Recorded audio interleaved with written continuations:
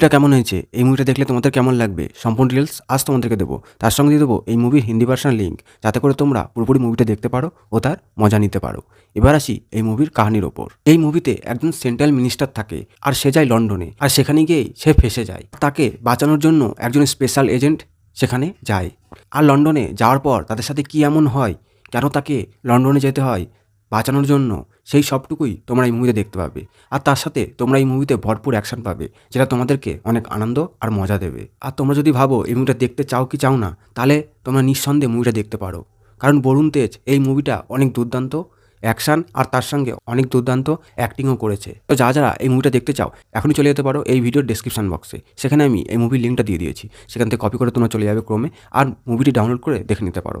আশা করছি মুভিটা তোমাদের অনেক বেশি ভালো লাগবে। আর যারা এই মুভিটা অলরেডি দেখে ফেলেছো তারা কনভার্সে কনভার্সে জানিও মুভিটা কেমন হয়েছে। আর এই মুভিটা গুগল ভিউয়ার্সরা 100-এর মধ্যে 80% রেটিং দিয়েছে। তো আজকের মতো এতটুকুই, দেখা হচ্ছে অন্য একটা মুভি লিঙ্ক নিয়ে। ততক্ষণ সবাই ভালো থেকো আর সুস্থ থেকো।